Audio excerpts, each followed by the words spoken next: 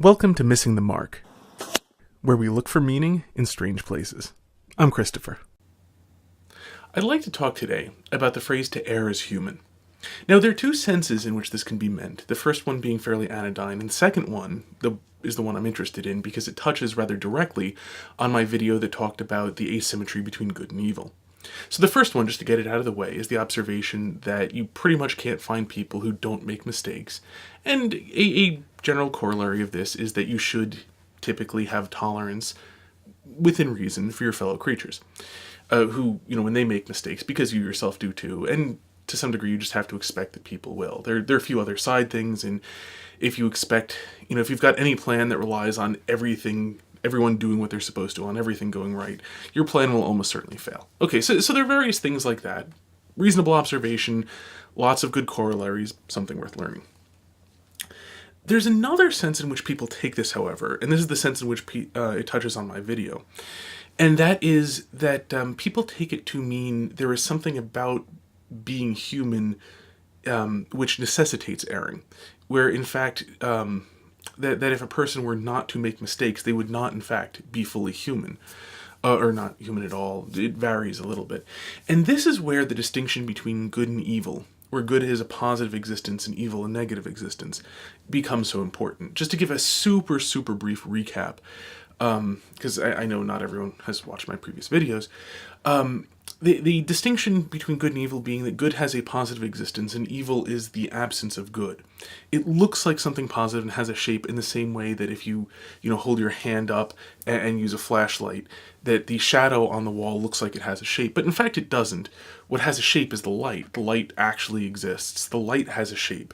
It's just because of how we're used to seeing things, how our brains work to a great degree, we're used to looking at that shadow and saying that it has a shape.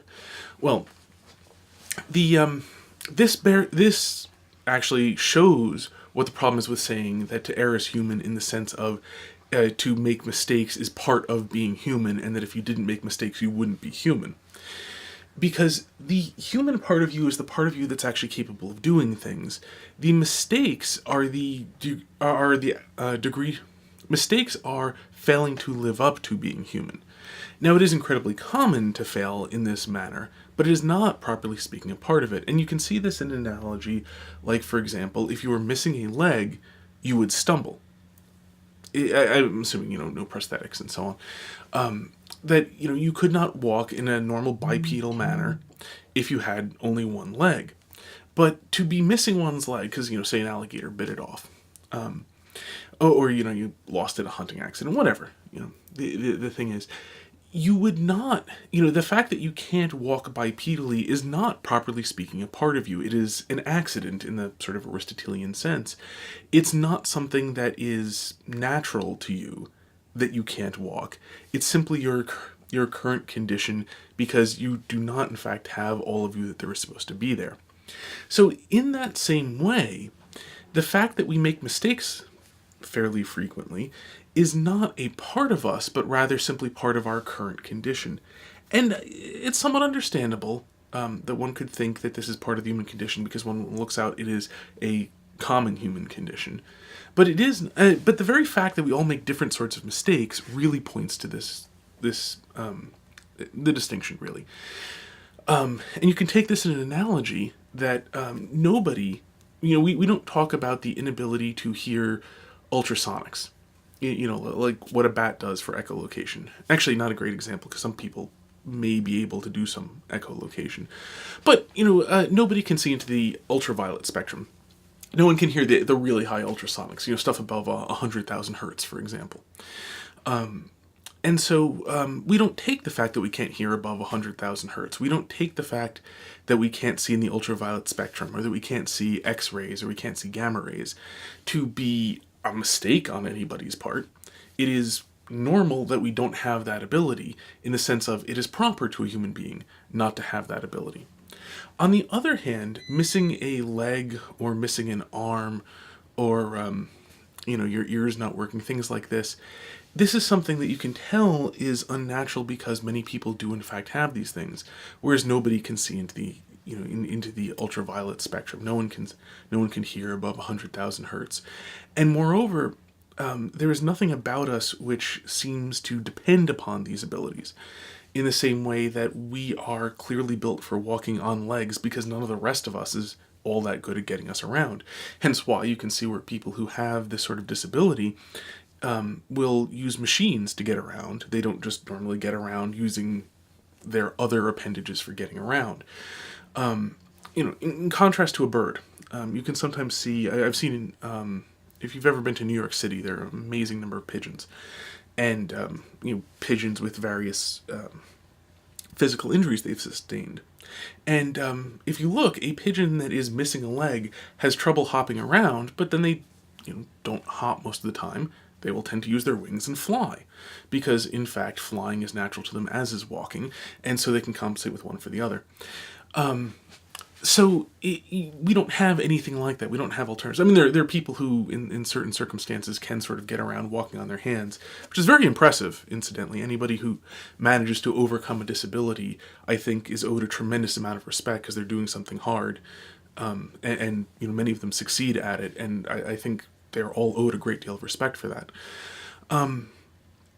But it is nonetheless unnatural to have to put that work in, which is not the same thing as that you can't choose to, of course. But so getting to it in that, using that, using a physical impairment as a metaphor for spiritual ones, because the physical stuff is easy to see in a literal sense. If you have a hard time telling the truth, because whether very often it's because your courage is underdeveloped, but not telling the truth comes from a number of other things too. Having an underappreciation for the truth, having I think most of the rest, frankly, does come more or less to courage. You don't have the courage to really face up to what might happen if you tell the truth, in one form or another. A lot of times it's sort of intermediate though, because you don't have the courage to think through, is anything bad really going to happen? Be that as it may. This comes from having, either underdeveloped courage or an underdeveloped appreciation for the value of the truth. And so people will therefore lie, but that doesn't mean that lying is natural to them. That means that lying is the result of some faculty of theirs being underdeveloped. Or again, when you have people who, say for example, cheat on a romantic partner. Again, there are underdeveloped virtues which are essentially responsible for this. Be that a lack of trust, be that an underdeveloped ability to appreciate something that's already been appreciated. That's the getting bored sort of thing. Whatever the particular causes may be, and there are lots of them. If you look, each one is going to have that there's some faculty that is underdeveloped. But again, you can tell that this is a human faculty which is underdeveloped because you can look at all the people who don't make this mistake and look at what it is that enables them to not make this mistake, and you will see that it is some virtue that is actually fairly common. And moreover, and it's something, and when we're talking the moral realm, something that you blame a person for not having. There's an asterisk again on that, and this is a particularly Christian thing, because it's always hard to tell when somebody is lacking some particular virtue why. It might be because they were raised particularly badly. It might be because they have, just some impairment you don't know about. A lot of them come from raising, but there are other things. There are physical deformities of the brain, where parts of the brain weren't developed right, or there are things like benign tumors pressing on the wrong part can have strange effects. There are all sorts of things within this world that we can't know about being outside of a person, being outside of another person, and especially, their mind. And so this is where the Christian idea of not judging comes from, and is important, I think, always bears reiterating in any sort of context like this when we talk about blame, that a person may be blameworthy, but that doesn't mean that for any given individual we know whether they are blameworthy. There may be things we don't know about them, and hence why judging is such a terrible idea, because we don't know the context, we don't know what they are dealing with or what they're not dealing with, or what went into this. So they might be very blameworthy, they might not, any given person, but the act itself is a blameworthy act. It just may be that the fault is actually rather removed to the person who abused a child, or who neglected them, or who failed to teach them, or what have you. This comes under the heading of we don't know what we're doing because everything that we do has many, many consequences down through the years, and we can't predict any of them. Okay, so the point of all this being essentially that if you look at it in this way, you can see that in this sense to err is not human. It's common because there are various things, stumbling blocks and so on, in people's way, in everybody's way. This comes to the Christian notion of original sin, whether you call it original sin because you're Catholic or whether you call it something else because you're not Catholic.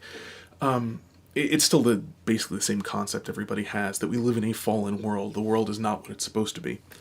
And so it's an important thing to bear in mind whenever you look at this, that it is important to be understanding of evil, and using evil in the technical philosophical sense, anything that's not going right.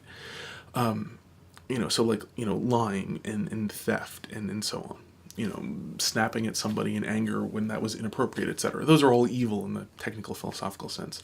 So any evil is not something natural to the person doing it. It is the result of some sort of deprivation, privation, lack, absence, whatever you want to call it, in them, in their character, in their body, and so on. You don't know which for any given person. God knows, but we don't. The person themselves may or may not. And so it is important to remember, especially because if, say committing adultery was a proper part of being human, then it wouldn't be sinful because it would be a proper thing to do. The very fact that it is evil or sinful, the terms are essentially interchangeable, is itself an indication that it is not natural to us. Because again, anything which is natural is good, in natural in the sense of like what's supposed to be part of us. And now this is a problem which I won't get into, but just to make you aware of, that there are two very distinct senses of the word natural. There is natural in the sense of like, on what you find on nature shows. That is to say, whatever happens to be around is, without a human being having consciously chosen to make it that way, is natural in that sense. But then there's the Aristotelian Thomistic sense, the Greek sense, whatever you want to call it, of natural, which is what things actually are supposed to be. And so, in that sense, for example, a teapot whose spout has broken off, it is not natural to a teapot to have no spout. Again, and that's a human artifice, which actually makes it particularly useful in this case, because there's no such thing as a natural teapot in the former sense, but a teapot has a nature as something made by a human being according to an idea. And so it is natural in that sense for a teapot to have a spout. So that gives you a sense of the words natural and how they're used here and how I've been using it throughout the video. So, I believe that covers it. I'm sure there's something I'll have left out. But anyway, it's a very important distinction to make whether or not something is natural and whether or not evil is natural to us. Is that it is not, but you have to think about things correctly in order for it to be clear why evil is not natural to us.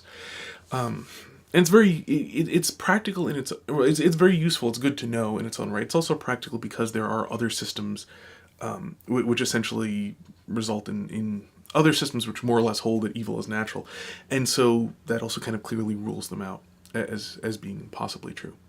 So, I think that covers it. I'm sure I left something out, so feel free to ask questions and so on.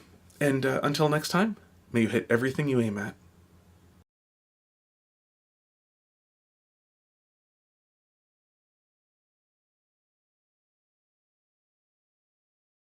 Welcome to Missing the Mark, where we look for meaning in strange places. I'm Christopher. I'd like to talk today about the phrase to err is human. Now, there are two senses in which this can be meant, the first one being fairly anodyne, and the second one is the one I'm interested in because it touches rather directly on my video that talked about the asymmetry between good and evil. So the first one, just to get it out of the way, is the observation that you pretty much can't find people who don't make mistakes. And a general corollary of this is that you should typically have tolerance within reason for your fellow creatures, who, when they make mistakes, because you yourself do too, and to some degree you just have to expect that people will. There are a few other side things, and if you expect, if you've got any plan that relies on everything everyone doing what they're supposed to, on everything going right, your plan will almost certainly fail. Okay, so there are various things like that. Reasonable observation, lots of good corollaries, something worth learning.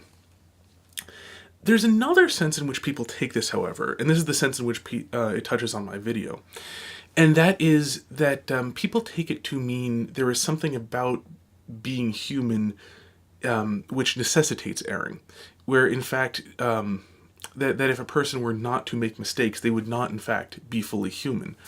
Or not human at all. It varies a little bit. And this is where the distinction between good